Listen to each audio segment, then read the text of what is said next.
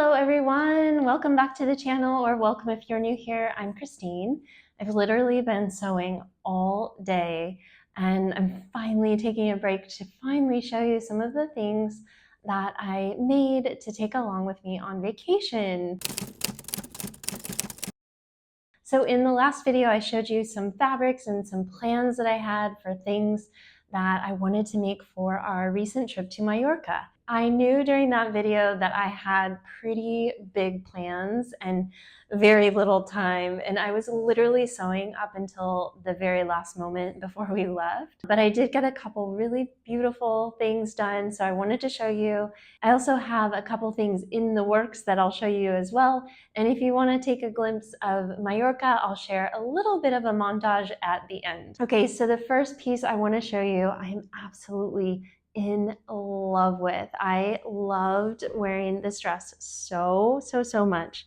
So this is my Essex dress pattern that I used a vintage, this was a dresser scarf. So it was a large square that I used as one layer. And then I used a really soft white crib sheet for the underlayer. So I lined the skirt, but I didn't line the top because with a nude bra, I thought I kind of liked the look.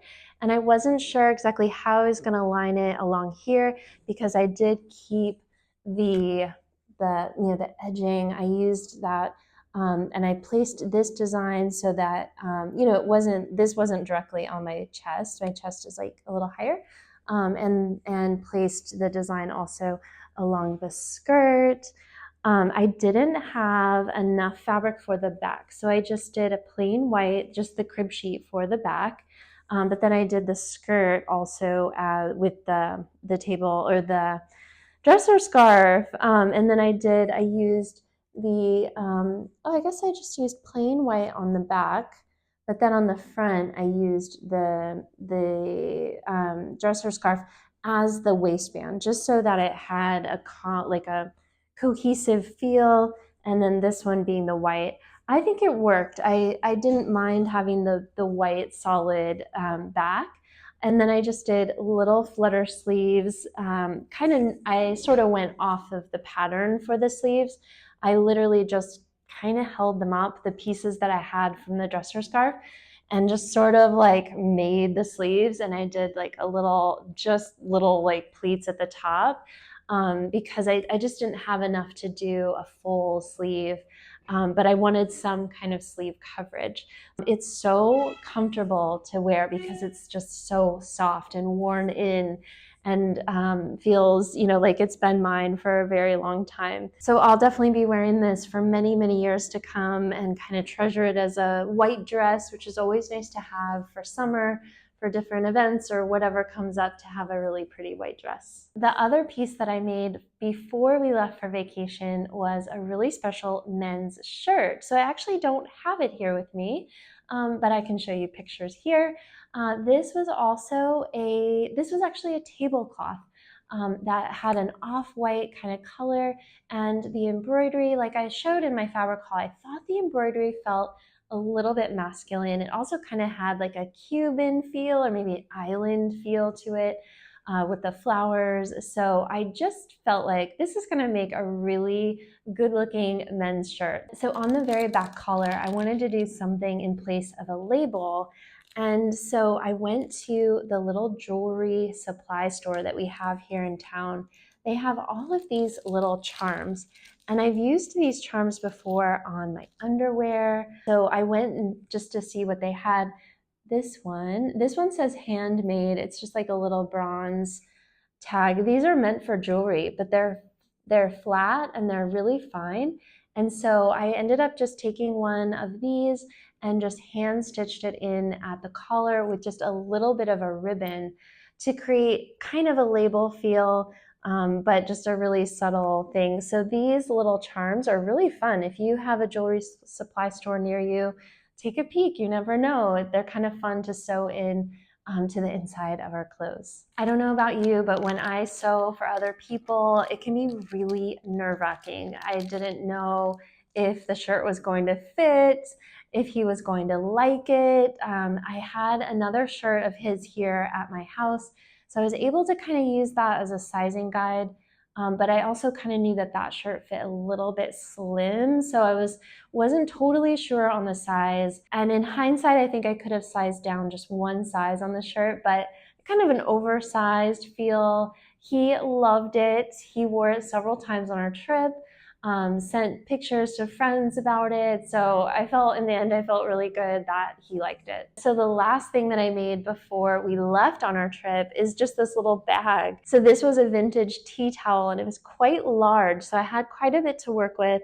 And so I pulled that from my stash. I needed just kind of like one of these little totes. I, believe it or not, did not have any. And I knew that I would like one just for those days kind of walking around when you need something more than a purse, and also knowing that it would be hot. I didn't really want to bring like a leather bag. So I ended up using this for, you know, all the things, the swimsuit, the towel. I could have made it just a little bit bigger, but that's okay. So this, I really think it's super cute. It was a fun use of this tea towel. Before we left, I had very ambitious plans. I had cut out a few things thinking that I was gonna have time, but I didn't. But I did sew them up once I got back. So one of the things I wanted to show you was this other Essex dress I made out of a duvet cover. So this was a massive, I think king size duvet cover. So I had a lot of fabric and I had a ton of fun playing with the stripes on this one. So I loved this kind of magenta color the most out of all the colors. So I decided to focus on that around my neckline. I tried to match the stripes here, but in hindsight, I needed to flip this around because the colors were mismatched. But I don't mind. It's just one thing that maybe I would do differently next time. And instead of doing the 2 rows of elastic, I just did 1 large row just as a change. And I also left off the sleeves because of the stripes, I thought it was kind of giving me circus chic. And I was worried that if I put any kind of sleeve, so the Essex dress has a puffed sleeve option, and it also has a little kind of flirty sleeve option. Both I felt were going to tip this over the edge to be kind of clowny. So I decided to go with a very simple finish for the sleeves. I just did a little bit of bias tape in order to finish the sleeves. And I love the look. So it just gave it enough of a simple look. I've actually been wearing this lately, even though it's technically fall. The colors to me feel a bit fall. It's still very hot here, so I think I'll definitely be wearing this well into September. Then the last piece I want to show you, our last set, is something I just whipped up today, but I had it cut out for vacation. And this was a large vintage pillowcase that I had. And I knew I wanted to make a little pajama set out of it because that's all the fabric I had. So this is my Lennox pattern. It has shorts and a cami, as well as a romper. But I had seen this little cami by Isa and Stitches. I'll drop the link, all the links for everything below. And I had seen this top and I thought that is so adorable. So I ended up buying the pattern and making it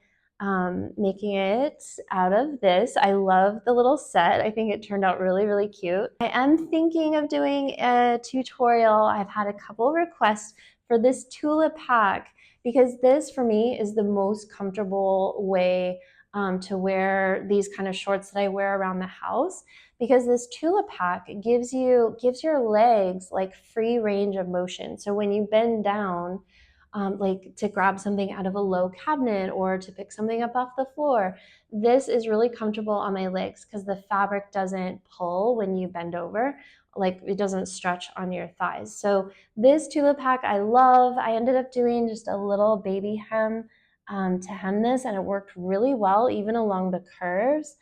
I was so impressed. I really had a good time sewing these up. So I may do a YouTube next week. Definitely drop me a comment if you'd be interested in that. I have another 2 pillowcases. These were 50 cents. 50 cents. So I couldn't not pick them up. Like, I made this for 50 cents. I mean, I did use elastic, I did use a little bit of lining because I didn't have enough fabric to use it as a lining. But it was like just too good of a deal not to like buy them. And this one I thought was really, really pretty. Kind of has a similar style to the other. And then this one is really, really soft and just kind of this soft yellow color. So definitely have some fabric to play with if you'd be interested in a tulip hack tutorial. So also on the trip, I got to wear a ton of other makes that I had made throughout the summer and in the past. I think really the only thing I brought that I hadn't made was my swimsuits and a couple tank tops. That was really it. So I wore my Aster skirt I have a long blue, kind of like a handkerchief style print that is actually a viscose. So it did wrinkle quite a bit. I had to iron it. But it was really easy to pack. It hardly took up any space. So I wore that one. And then I also wore my green Aster skirt and the set. That was really fun, very kind of festive for the island. I also wore the little upcycle shorts that I had made way back when out of a tablecloth. That was really fun. And I also wore the blue duvet cover set, the two-piece. I didn't actually wear it as a two-piece. I wore just the skirt with a white tank top. I didn't get any photos because it was our last day. I wore it to the airport. We were kind of tired and I didn't get a photo. But I had a great time wearing all of my handmade clothes. This summer, I literally wore more me-made clothes than ever before. And it felt really, really good. And I'm just like, love looking back on the things that I made this summer and remembering where I wore things and just feeling so comfortable in the clothes that I was making and like so, unique, and like I could express my own personality, and really got into upcycling this summer. Like half of my wardrobe was made from tablecloths or sheets or duvet covers or vintage linens. So it's been a really, really good summer. I am kind of ready for a fall, but I need to set some time aside to get inspired. But I do have a couple of projects already on the deck. The first one I'm going to be making this week because I just feel like I'm ready. And you may have seen this fabric before. This is this Burberry cotton that I have that my mom actually gave me. I have a couple yards of it, so I'm going to be making a Van Dam dress out of this. I think it's just perfect for fall. I know that I'll definitely wear this. I'm kind of transitioning into darker colors, feeling kind of drawn towards wearing black. So I pulled this out of my stash. I'm going to make this week.